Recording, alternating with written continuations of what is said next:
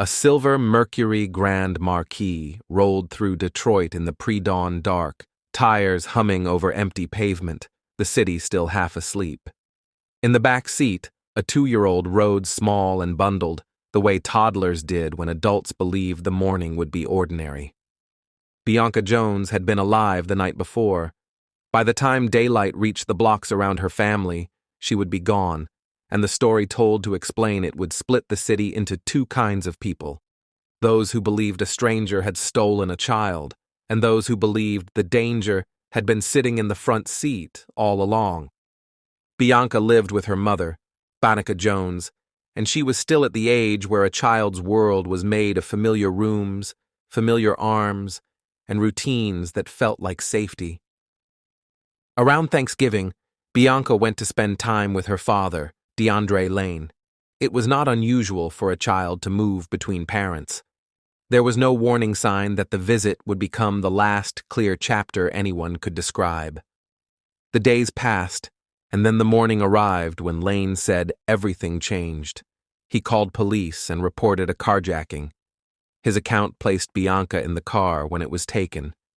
In that version of events, he was a father helpless in a moment of violence, watching his child disappear into the city with strangers. It was the kind of call that detonated panic instantly.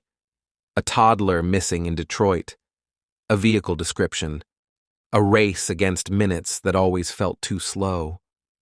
Law enforcement moved quickly. Officers searched for the Grand Marquis. Alerts spread.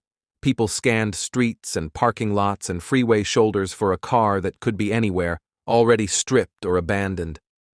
The fear in those early hours was simple and universal. Bianca was 2, and she could not tell anyone who she was or where she belonged. If she was alive, she needed someone to find her fast. The car was located later, abandoned. The discovery should have been a turning point, the moment when the back door opened and a little girl was lifted out, crying but safe. Instead, Bianca was not there. The empty back seat changed the temperature of the case. What had been an urgent search began to harden into an investigation. Detectives began pulling at the timeline. They looked at where Lane said the carjacking happened, how he described it, what he did before and after. They compared his story to what could be verified and what could not. In missing child cases, investigators always had to consider the worst possibilities, because waiting for certainty could cost a life. The questions came quickly. Why here? Why now? And why did certain details refuse to stay still? They weighed what the physical evidence could support and what it could not, and they pressed on the hours before the call, because that was where the truth usually lived. The public saw fragments. A father speaking publicly, a mother desperate for answers, news coverage that moved from hope to dread, tips flooded in, some sincere, some cruel. Search teams worked, days turned to weeks. Bianca did not come home, she stayed missing.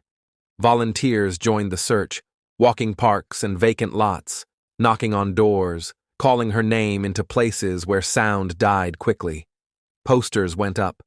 Candlelight vigils formed, people holding photos of a little girl with a serious toddler stare, begging for the kind of miracle Detroit had seen too rarely.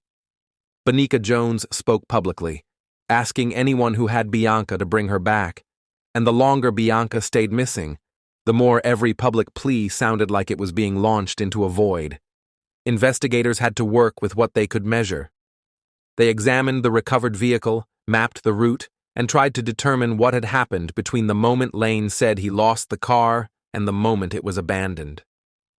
They compared records, movements, and small timing gaps that mattered because a toddler's life could disappear in minutes. They also scrutinized the internal logic of the carjacking story. A staged report did not need to be elaborate. It only had to buy time and distract the search. In a case with no body, time was always the enemy. As the investigation unfolded, attention narrowed. Prosecutors eventually alleged that the carjacking report was staged. In their theory, Bianca had not been taken by strangers at all.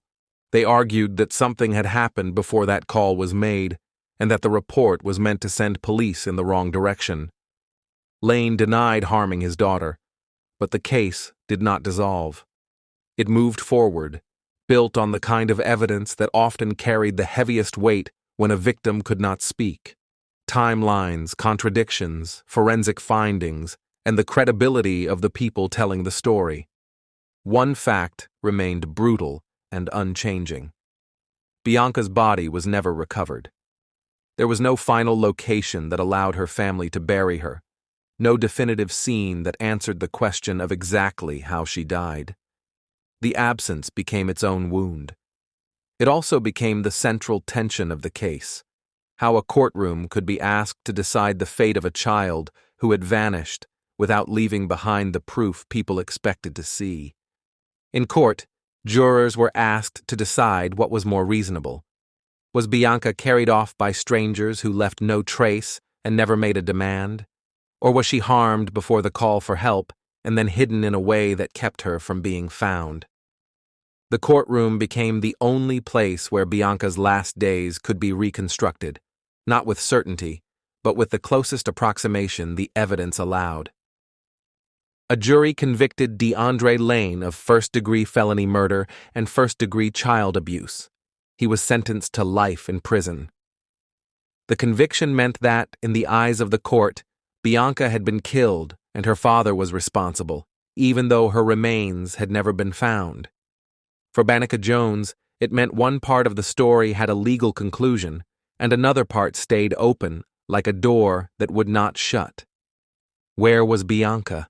What exactly happened to her? What did her last hours look like? Appeals followed. The convictions were upheld. The legal system treated the evidence as sufficient to support the verdict. That outcome did not erase the uncertainty that lived around the case, because the most important piece of Bianca's story was still missing: Bianca herself. In Detroit, the memory of the alert lingered. Parents remembered holding their own children tighter when they heard her name. People argued over the case, torn between the horror of a random abduction and the horror of believing a child could be harmed by someone she should have been able to trust. And through it all, Bianca remained a 2-year-old who did not get to grow up, a small presence at the center of a storm of adult decisions, adult failures, and adult consequences. The killing of Bianca Jones became a case defined by what could be proven and what could never be recovered. A car found empty, a child who did not come back, a conviction that stood, and a family left to live with the kind of unanswered question that no sentence could ever fully resolve. Thank you for listening to Homicide Files. Subscribe for more true crime stories.